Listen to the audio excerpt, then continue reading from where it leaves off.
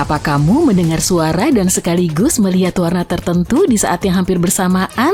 Kamu mungkin tergolong orang yang istimewa, yakni sekitar 4% dari populasi dunia yang dapat mengalami sinestesia. Kamu tidak sedang berhayal, sebuah studi baru menunjukkan bahwa sinestesia itu nyata dan ada pemindaian otak untuk membuktikannya. Ketika orang-orang yang mengalami sinestesia ini mendengar warna, hasil pemindaian menunjukkan bahwa bagian otak mereka yang berfungsi untuk melihat dan mendengar saling berkomunikasi.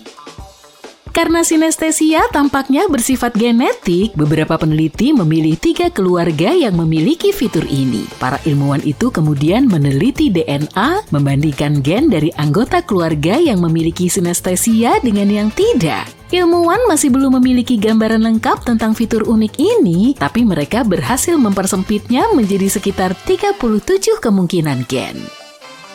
Terkadang setelah tidur siang dalam posisi yang tidak nyaman, kamu mungkin merasa lengan atau kakimu kesemutan atau mati rasa. Kamu akan berpikir bahwa itu semua berkaitan dengan sirkulasi darah yang buruk. Faktanya, itu mungkin disebabkan oleh hal yang disebut parestesia.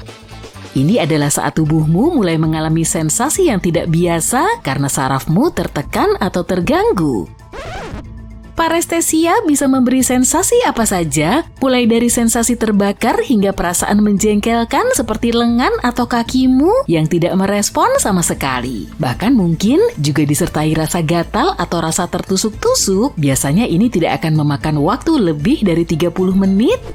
Goyangkan bagian tubuh yang terdampak dan prosesnya akan lebih cepat. Jika butuh waktu lebih lama dari itu atau jika kamu mengalami parestesia berulang tanpa alasan, sebaiknya periksakan dirimu ke dokter spesialis untuk memastikan semuanya baik-baik saja.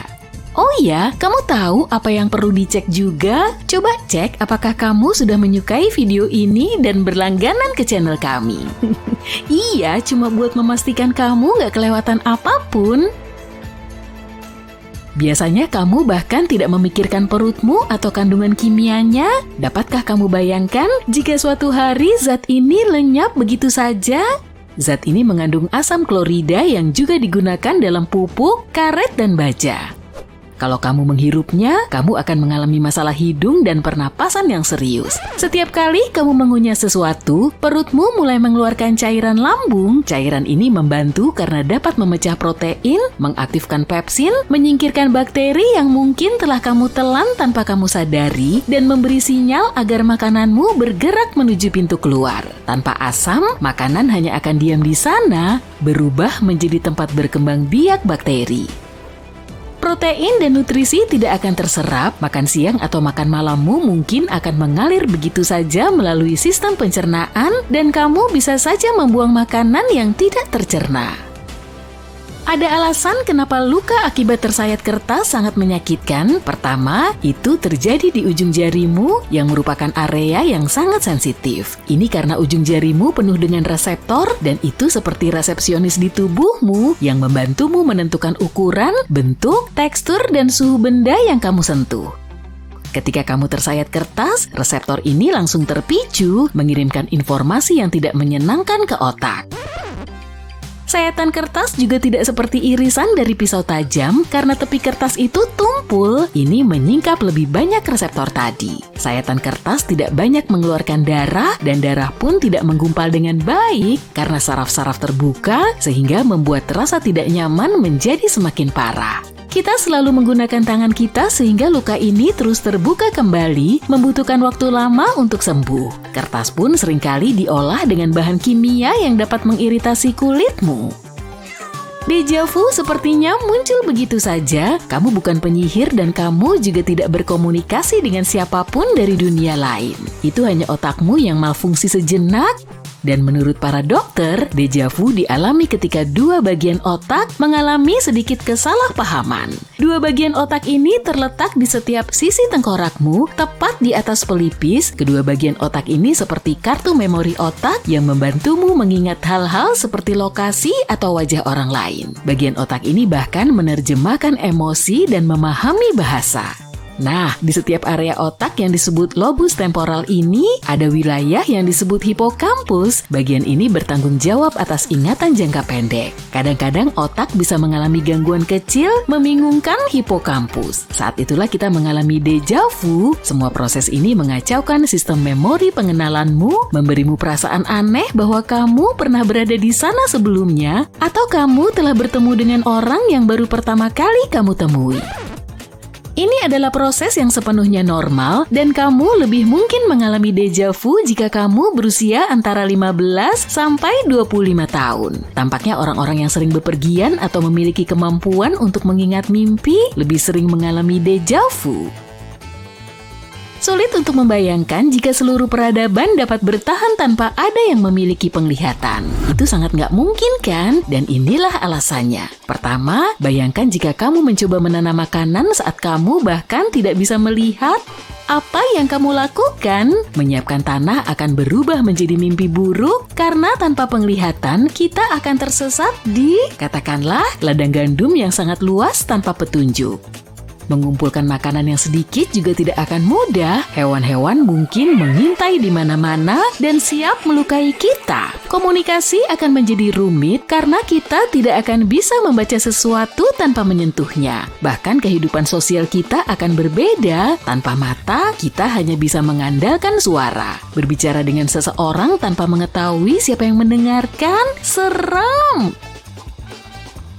Kalau kamu pernah makan cabai pedas, kamu pasti tahu bahwa cabai itu secara teknis tidak panas dari segi suhunya. Jadi kenapa rasanya seperti terbakar meski baru saja dikeluarkan dari kulkas? Nah, makanan pedas memiliki bahan kimia yang mengelabui tubuhmu untuk menyalakan pendingin internalnya. Pertama, bibir dan lidahmu terasa seperti terbakar, kemudian hidungmu mulai terasa berair, dan kamu bahkan mungkin meneteskan 1 atau 2 bulir air mata. Pembuluh darahmu melebar dan tiba-tiba suhu tubuhmu naik. Untuk mendinginkannya, kamu mulai berkeringat. Paru-parumu mungkin juga ikut serta dan memberi sinyal pada diafragmamu untuk membuat cegukan. Semua itu dalam upaya untuk mengusir penyusup yang berapi-api tadi. Dalam kebanyakan kasus, semua pemicu tubuh ini disebabkan oleh zat yang disebut capsaicin yang sering ditemukan dalam cabai seperti habanero dan cabai rawit. Meskipun kita mungkin merasa seperti bergerak-gerak dalam mimpi, tapi sebenarnya tidak karena adanya sistem yang kompleks dalam tubuh kita. Hal ini membuat otot-ototmu tidak melakukan hal-hal yang di luar batas karena cerita-cerita liar yang mungkin muncul di otak kita di malam hari. Ternyata sebagian besar kimiawi otak ini terjadi selama fase Rapid Eye Movement atau REM sekitar 90 menit setelah kamu tertidur. Selama REM, otakmu mengalami beberapa mimpi yang paling aneh, sementara otot-otot sukarelamu seperti lengan dan kaki non-aktif. Penguncian otot ini adalah alasan kenapa beberapa orang terbangun dan tidak dapat bergerak, dan inilah yang disebut kelumpuhan tidur atau yang sering kita sebut ketindihan. Misteri besarnya adalah bagaimana otot-otot mengalami kondisi lumpuh ini. Pada awalnya para ilmuwan mengira bahwa glisin, sebuah neurotransmitter, adalah penyebabnya. Penelitian telah menunjukkan meskipun para ilmuwan memblokir glisin, otot-otot tetap membeku. Butuh waktu lebih lama bagi para ilmuwan untuk mengetahui bahwa untuk menjaga agar otot-otot tetap bergerak, kamu membutuhkan glisin dan bahan kimia komunikasi lain yang disebut GABA. Kita tidak berbulu selebat nenek moyang kita, tapi kita masih merinding saat kedinginan. Ini karena otot-otot kecil di folikel rambut kita yang disebut erector pili yang menarik rambut kita ke atas. Bagi hewan berbulu, fitur ini membantu menjaga mereka tetap hangat, tapi bagi kita, fitur ini tidak banyak membantu dalam hal panas. Namun, kita dan beberapa makhluk lain yang tidak berbulu tetap mempertahankan kemampuan ini. Eksperimen dilakukan untuk mencari tahu lebih banyak tentang merinding ini. Para ilmuwan menemukan 3 pemain kunci, otot-otot pili pengatur, saraf simpatik, dan folikel rambut. Ketika saraf dipengaruhi sesuatu, pertumbuhan rambut melambat. Saraf dan folikel rambut kita bekerja seperti pasangan, membuat sinapsis kimiawi. Jadi merinding bukan hanya solusi cepat untuk menurunkan suhu, merinding juga dapat memberitahu sel induk kita untuk menumbuhkan lebih banyak rambut dalam jangka panjang. Itulah mengapa kehilangan sel-sel otot tersebut dapat dikaitkan dengan kebotakan.